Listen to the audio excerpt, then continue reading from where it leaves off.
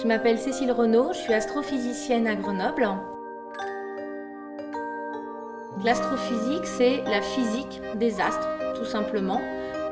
Les astres, c'est tout ce qu'il y a dans le ciel, donc il y a les planètes, les étoiles, les galaxies, les amas de galaxies, et ça va jusqu'à l'univers dans son ensemble. C'est ce qui m'intéresse en ce moment, depuis un peu plus de 10 ans maintenant. Et ça, c'est l'objectif, c'est le sujet d'étude de la mission satellite Planck.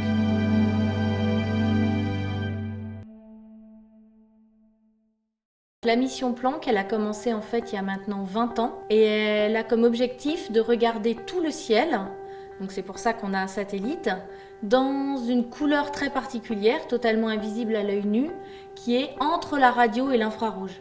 Et si on regarde le ciel dans ces couleurs-là, on n'a pas du tout le ciel qu'on connaît qui est noir avec quelques étoiles. On a un ciel lumineux partout avec une galaxie vraiment éblouissante. Donc Planck, c'est pas du tout un satellite d'un observatoire classique qui va étudier très en détail une petite région du ciel, mais au contraire, il regarde autour de lui et il voit tout le ciel en environ 6 mois seulement. C'est pour ça qu'on fait donc de la cosmologie observationnelle, qu'on étudie tout l'univers, et la seule façon, c'est de regarder tout autour de nous pour ainsi avoir accès à un maximum d'informations.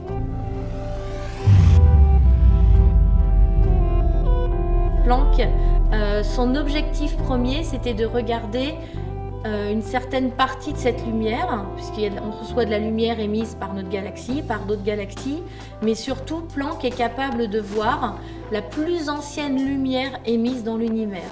Donc cette lumière, elle a été émise environ 380 000 ans après le Big Bang seulement, donc elle est totalement invisible avec nos yeux, mais elle est parfaitement visible directement avec les yeux de Planck. Et donc Planck a été conçu pour voir tous les détails de cette toute première image.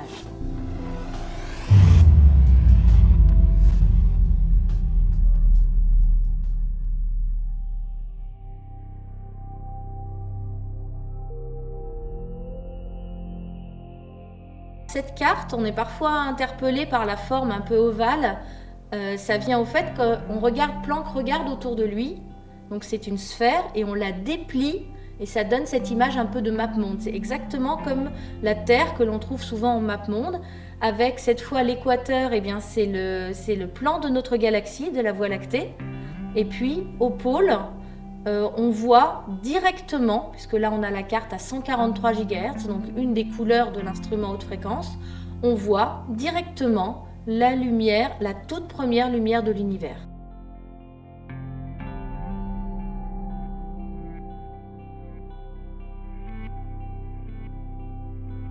Moi, mon travail, il a consisté à préparer les données qui sont ensuite projetées sur cette carte.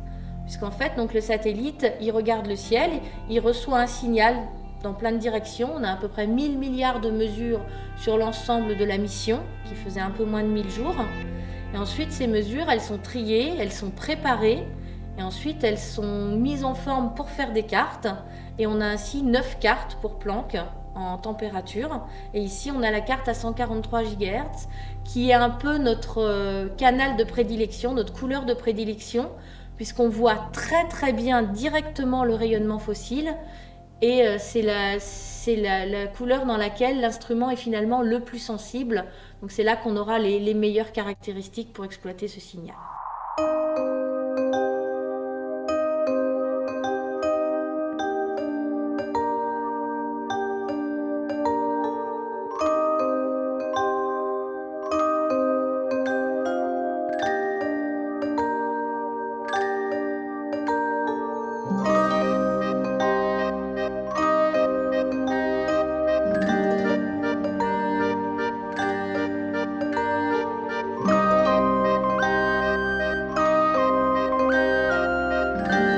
C'est quand même très excitant de faire partie des petites pierres.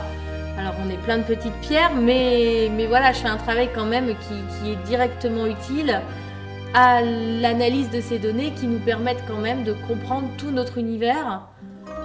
Donc on a 1000 milliards de mesures, on arrive à 6 paramètres cosmologiques. Entre les deux, il y a tout le travail de beaucoup de gens, mais c'est quand même assez miraculeux qu'à la fin, Finalement, notre petit esprit humain, il arrive à comprendre 14 milliards d'années et on a l'ambition de comprendre l'univers avec un grand U qui est a priori infini à partir de ces finalement petites observations. Donc c'est quand même assez magique de participer à un projet comme ça.